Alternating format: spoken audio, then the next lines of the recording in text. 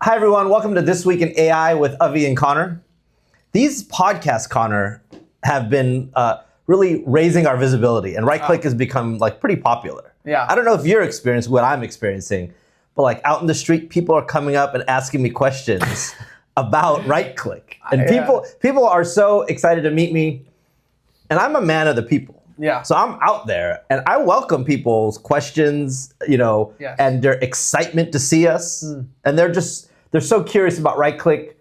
They're wondering about Jim and Beju. Are they approachable? Are they nice? Right? Are they down to earth? Are they down to earth? And they are, right? Very approachable. The offices are right there. You can see them. For me, men want to shake my hand and just look me in the eye and be like, thank you. Yeah. Just thanking me. For what you've done. For what I've done. Not even just for technology, but the community. A meteoric rise that this podcast has brought for us. And they ask about other right-click people. They ask about Ioane. Why is this dude a Yankees fan if he's from the Inland Empire? They ask about Diego. What about him? Why is he a Arizona Diamondback fan if he's living here in Los Angeles? They ask about, Kelly. Is he married? Yeah. So many ladies asking about Kelly McQueen. The fourth? I believe that. The fourth? Yeah. Is he married? All the time. So many Kelly questions. And then the Christian questions are very weird because they're like, is Christian AI? Yeah.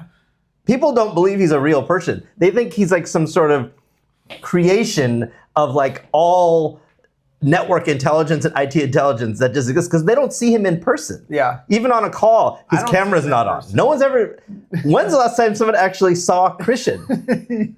He's been AI for months. Yeah. He's moved to the cloud. Are you getting these questions on the street? Not as much as you, apparently. Yeah, you're not out in the streets. You're busy doing your things, but they do ask about you. Okay. What are they So many people ask about Connor. You know what they ask me? No, I'm not. They ask me, I'm scared what to ask. has Connor built?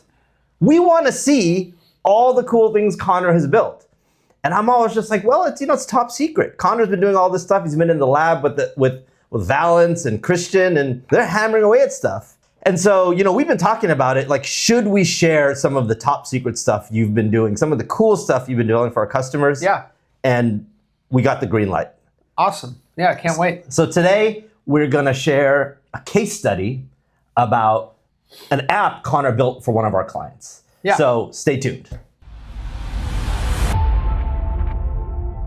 Hi, everyone. Welcome to This Week in AI. We are doing a case study, pulling back the curtain so we can see some of the cool things Connor's been developing for our clients. Yeah. This week, we're going to talk about the Concord Group. They are a leading real estate advisory firm with deep experience and extensive relationships across all residential and commercial asset types. Their mission is to help their clients shape tomorrow's cities, neighborhoods, and communities. Yeah. We've been working with the Concord Group, I want to say about 20 years. I started there as a tech. Over time, our relationship has grown. We provided a lot of services for them. But last year, Nate, one of the guys at the Concord Group, came to us with a problem. You want to talk about what was going on? Yeah, Nate came to us and he said, hey, this core part of our business, making these maps and these projects and getting this data in these maps is being discontinued. ArcGIS Desktop, in about 3 months, is no longer going to be able to pull the upcoming 2025 year data. And that is a completely core part to our business and how we kind of build these maps and build these project reports for our clients. So they were up to the whims of Esri. Yeah. In terms of a central part of how they produce real estate reports for their clients. And one of the key features of this map was going away. Yeah, and actually the application was being moved to ArcGIS Pro. Okay. They said it lost almost half of the features they use in ArcGIS Desktop. That's a big problem with current big software companies, is they just decide what they want.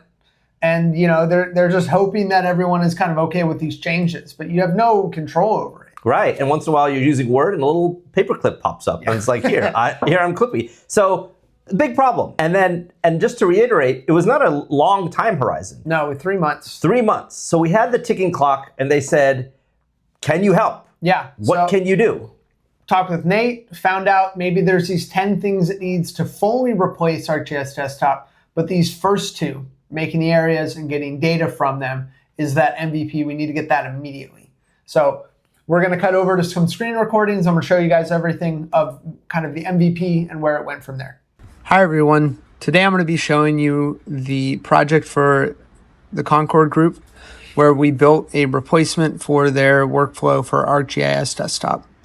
As you can see in the old application, it's extremely dated and also very complex to navigate around, full of menus and bars and pop-out wizards, and tons of features that they never really ended up using in the larger application. All this boiled down to is it took the users between an hour to an hour and a half to make one of their maps. And the new application is significantly faster to interact with and requires much less training to get their users on board. So we'll take a look at the map application now, and we'll jump into a test project. The map's going to load like an Esri base map, and then it'll load in those market areas as well in a moment. So what we're able to do is we're able to create new market areas. These are areas that they define for various projects. And what they do is they select a type of area, and then that area is going to be overlaid on the map. And there's nice, easy tools like right-click to zoom, so we can snap and zoom into areas that we want. We can select a theme, which changes colors, transparencies, if they want a border, and some of those options. So they preset some of those through custom development to make it faster for their users. Then we give this a market area name. And the main function of their application was exporting data. You're able also to toggle the visibility of the area and even move it around. But they can export data and select variables that are preset variables from the administration side, so they get consistent data points across their applications. One of the last things I'll show you is heat maps. It takes the current map area you're looking at and the current map category, in this case zip code, and you select a variable, and what it'll do is it'll go in and find those data points for that variable for those areas, and create a nice evenly distributed heat map for you. You can choose anything from adjusting the legend size to values to colors to transparency. All of it's customizable. So that's the core of the application. And what we did is we took those features and we really continued to build on those workflows so that each user that went into the application felt like they had the tools they needed where they needed. You get it nailed down, you get the basic 2 features they need. Yep. What happens along the way? Is that the end of the story? No. So then we started to try and add in the other 8 features to that initial MVP.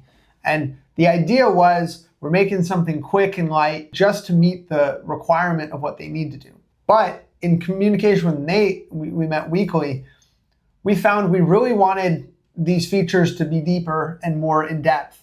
And at a certain point, that framework that we initially made for fast, light, quick didn't work anymore for this kind of depthful application we were making. We took a pause and our team went back and rebuilt it on a more scalable framework, on a better front end, back end, so that it was able to have this depth that we wanted. So you didn't just say, no, we've met the MVP, yeah, we're done, see you later, it meets these 2 features. Or no, it's not possible. Yeah, no, it's not possible. We are working with you, we are collaborating with you, we are nimble with you. Yes. If we need to adjust, change, improvise, if we discover something 10 weeks in, we're not locked into a fixed framework, this is what we're going to do. No. We are willing to discover with you, collaborate, and change if need be, which I think is huge. 100%. You go on this journey, you have the quick timeline, then you adjust, you realize there's a lot more that you can do. Mm-hmm. You make the adjustment, we rebuild the app. Where are we now? Yeah, now, happy ending, right? Okay. There's still work to be done. There's still more tweaking to do. Yeah. But we've looked at the average time it used to take and the time it takes now, and it's massive, right? Nate had told me that some of the users typically would take 1 to 2 hours to make their application maps in ArcGIS Desktop. Now they're able to make them in 5 to 15 minutes. It doesn't sound Right. real as if they're the same thing. Right. But people joke to Nate and say, I can make a map before the old app would even open. Right. And that's sort of like, it's kind of what's being left on the table if you're working with a large company and you're just dealing with an out-of-the-box solution and you're just kind of accepting what those overlords give to you within your app. You're just like, oh, I'm just stuck with the slow load time. I'll start up this program and I'll walk away and I'll do something else. 2 hours to 15 minutes. It took 2 hours to do a map, takes about 15 minutes now. That's a pretty remarkable, huge slice of time. To wrap things up in this case study, that's what we could offer you. If that's something you're interested in or curious about or like, we need this, what do we do? Give us a call. Yeah. I'm available to talk. Yeah. Avi is available to talk. I'm available to meet. I'm available to come and meet you at your business. Yep. We want to build something awesome for you guys. We want something that you go, wow, I didn't think that was possible. Or, man, I can think a year ago we were doing this way. Yeah. Let us help you shave an hour and a half off a task and use that other hour and a half for exciting things, for things that are more interesting. That help your business grow. So awesome. Thanks, Connor. Yeah, thanks everybody.